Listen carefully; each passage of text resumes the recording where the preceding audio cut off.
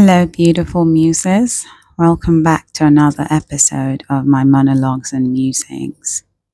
Tonight, my heart feels drawn to a topic that often lingers in the shadows, a word that can feel pretty heavy and final. Yet, I believe it's a conversation we as women especially need to bring into the light, to examine with honesty and perhaps even a touch of grace. In our businesses, in the intricate dance of love, the dating, the marriages, in the profound and often bewildering journey of parenting, in our partnerships of all kinds, how often do we truly, honestly, openly discuss when things don't unfold as we envisioned? It feels almost taboo, doesn't it?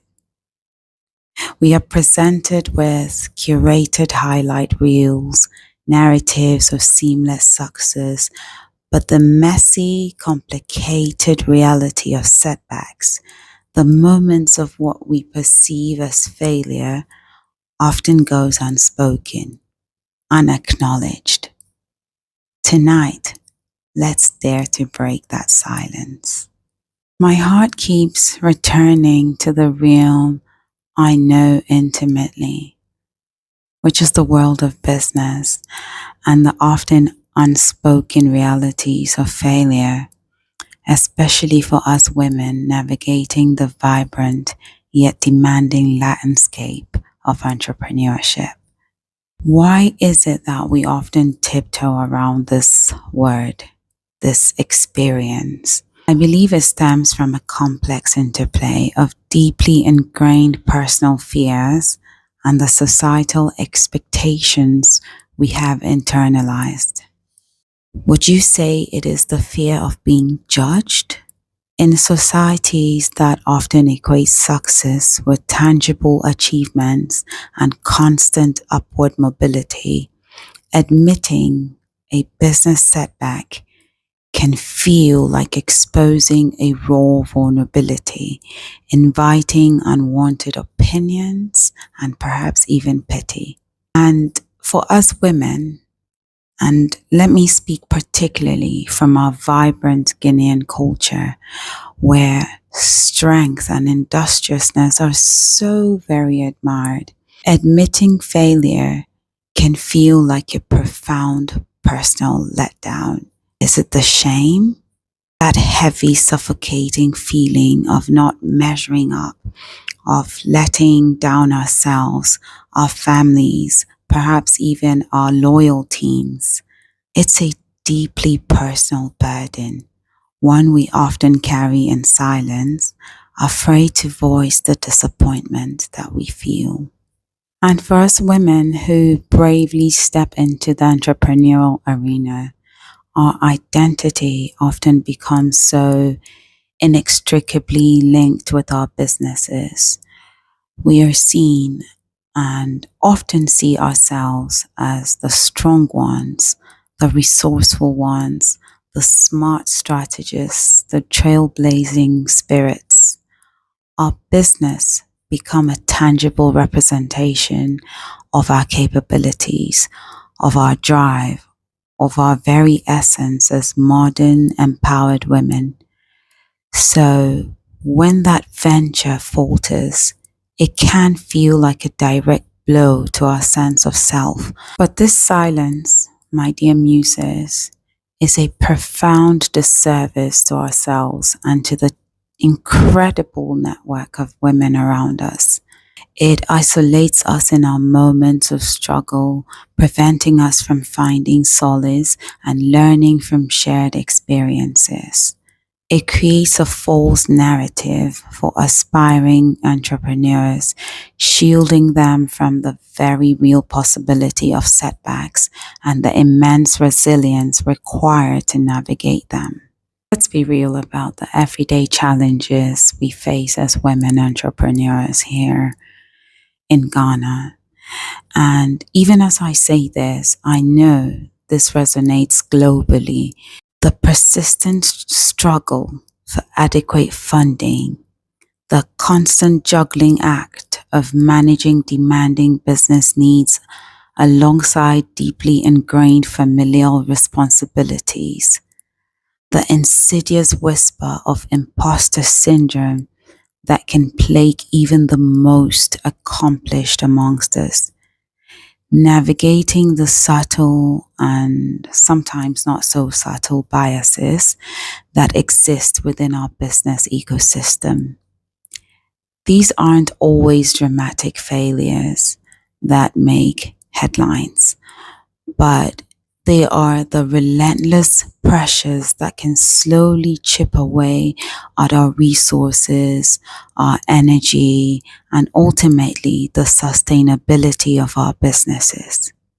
And then there's the profound pain of losing a business that you've poured your heart into and your soul for years. It truly feels like losing a child. The late nights, the unwavering dedication, the sheer belief in what you were building, it all culminates in something deeply personal, something that holds a piece of your very being. And when it ends, the grief is real, visceral, and we need to talk about it. We need to talk about mourning, about allowing ourselves the time and sacred space to feel the full spectrum of emotions, the sadness, the anger, the confusion, and the disappointment. What do I believe women like us in this situation desperately need? Should our businesses fail, we need understanding and profound empathy. Our support systems, that is our families, friends, and partners, need to recognize the depth of this weight of loss. They need to listen to us without judgment, to offer practical help where it's needed, and to simply be present in our pain without trying to minimize it or to offer quick fixes. They need to understand that our worth is not defined by the success or failure of our business. Our value as human beings remain constant still. The journey of healing and acceptance is a deeply personal one with its own unique and often unpredictable timeline. It involves a period of intense reflection, a conscious effort to learn from the experience, and a gradual process of integrating this chapter into our life's narrative. It's not about forgetting the past, but rather about finding meaning and unexpected strength in the journey, even the parts that brought us profound heartache. And this brings us to the multifaceted concept of success. What does it truly mean for us as individual women all over, navigating our unique circumstances and aspirations? Is it solely about financial wealth and external recognition? Or can we redefine it to encompass the courage to pursue our passions, the resilience to overcome adversity, the positive impact we have on our communities, and the profound personal growth, my personal favorite, that we achieve along the way, regardless of the ultimate outcome of a particular venture? Success ultimately is a deeply personal metric aligned with our individual values and the intrinsic motivations that drive us. But tonight, my heart also feels compelled to delve into an often agonizing aspect of navigating not just business, but many of life's challenges, the profound and often terrifying act of letting go. The fear of releasing a venture, a dream, even a relationship can feel like watching something precious sink in quicksand. We hold on with fierce determination. It certainly doesn't allow those who are currently experiencing success to truly understand and celebrate the courage it takes to even try, regardless of the ultimate outcome. Fueled by hope, but sometimes that grip becomes a form of self-sabotage, depleting our resources and our very spirit. And learning to release that grip is a profound and often excruciatingly painful process. I know, but it requires us to confront our deepest fears, to honestly assess the reality of the situation, and to slowly, painstakingly begin to detach our sense of self-worth from the outcome. It's about recognizing when passion has curdled into stubbornness, when perseverance has tragically morphed into a form of self-harm. But being fearless in the face of starting anew, that demands a different kind of courage.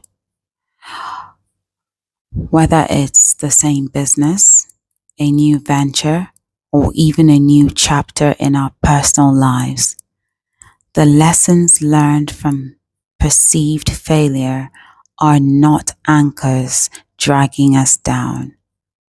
Instead, they are the very building blocks for creating something more robust, more authentic, more aligned with who we are now. Embracing that personal growth, that transmutation of experience, allows us to re-enter the arena with a revitalized vigor, an elevated frequency, drawing on the wisdom that has been hard-earned through loss.